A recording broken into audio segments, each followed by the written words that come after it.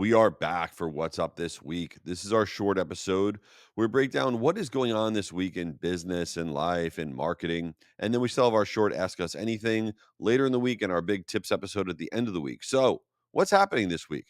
Well, I'm sure we all know who the Pommel horse guy is. If you've been watching the Olympics at all, you know that the U.S. men's gymnastics team got the bronze medal for the first time in a really long time. We got a medal. And it all really came down to this guy, Stephen Nedorozic, who was really just there for the pommel horse. He was wearing glasses. He looked a little nerdy. Then he took off the glasses and he crushed it on the pommel horse. And the guy went viral everywhere because he went from kind of like this Clark Kent looking dude to Superman looking dude. And of course, brands are already jumping onto it. Apparently, he's getting reached out to for a lot of campaigns. And there's an eyewear brand called iBobs that has already renamed its pair of glasses that Steven wore. They are now called the Steven, and they've planned a big marketing push around the Steven. So if you want his glasses, you can go to iBobs. What else is going on this week that's interesting? Well, sticking with the Olympics theme, I don't know if you saw, but Google put out an ad that they had to actually take down and get rid of. I saw the ad. You could actually still find it on YouTube. It's called Dear Sydney. So if you want to look for that on YouTube, you can.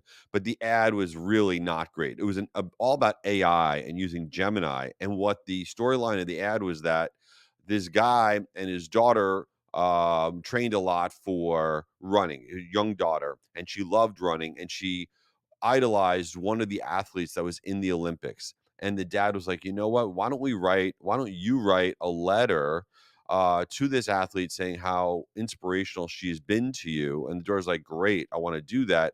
And the dad says, okay. And he goes on to Gemini and he says, Gemini, write me a note from my daughter to this athlete saying how inspirational she's been. So the reason it got so much pushback, the reason it had to be taken down, even though it was viewed like 12 million times on YouTube and all over the place, it got so much pushback because it's really the thing that we all are fearful of with AI, that we're not going to AI saying, hey, I wrote this thing. Can you edit it for me? Or what do you think about it? It was going to AI for original content generation. And really, it's even worse that it was original content generation for a little kid writing a letter to like an athlete saying, you're so great. So I think that was really interesting, the pushback I got, because it shows our collective kind of fears of AI. So that ad was called Dear Sydney, if you want to check it out. Other things going on this week is Threads continues to grow. I've been talking about this for a while, but in the latest report that Meta just put out, Threads is now up to 200 million monthly active users. And in just the last 4 weeks, they've added 25 million monthly active users. So it's growing very fast. I think it's a little bit of them playing with the numbers, not playing with the numbers, but if you use Instagram, then you have seen them embed thread posts into Instagram. And sometimes I wind up on threads and I don't even know what I'm doing there. So, yeah, it's growing, but I think they're really using Instagram to create that growth, which is fine. And also this week, the EU AI Act, that is the first, basically widely considered to be the first piece of legislation in the world that attempts to regulate AI based on risks that it poses. And the AI Act, which was voted into law in the EU a while back, goes into force this week. And so, what does that really mean? Not a lot, because it's still going to take at least a year.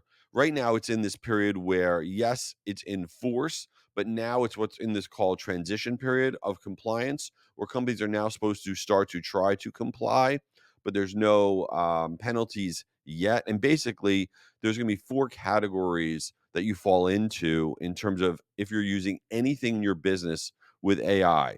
The four categories of risk are no risk, minimal risk, high risk, or prohibited AI systems. And about 85% of AI usage falls under minimal risk, and there's very, very little regulation required. But the law is on the books, the law is enacted. So I think it's important to be aware of the EU AI Act, which is now a thing. And then in totally useless information, but I see it everywhere, the big movie coming out this week is It Ends With Us. This is the Blake Lively movie where she stars in this adaptation of Colleen Hoover's best-selling novel, and Blake Lively plays Lily Bloom. Okay, it's this whole romantic and childhood traumatic thingamabob. But the reason that I'm even talking about it is that this thing is going to be huge. I always know it's something big when both my wife and my 16-year-old daughter want to actually see the same thing because that's very, very rare. And when you look at the pre-sales of It Ends With Us, if you go back and you look at Where the Crawdads Sing, which is kind of the same idea, very popular book that a lot of people want to see the movie. It Ends With Us, their pre-sale tickets are 400% higher right now than Where the Crawdad Sings. That's kind of bananas. And their trailer that they released in just the first 24 hours, it had 128 million views. So this thing's going to be big. I'll be probably eating popcorn this coming weekend watching that. And hey, listen, make sure to check out our other episodes later this week. And if you haven't registered for Guru Conference, guruconference.com, it is free. It is virtual. It is the world's largest email event.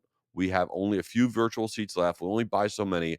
I hope you register for it and leave this thing a review or follow the show or tell me I'm a big nerd and go to a movie, whatever movie you want to. Go this weekend. All right, take it easy.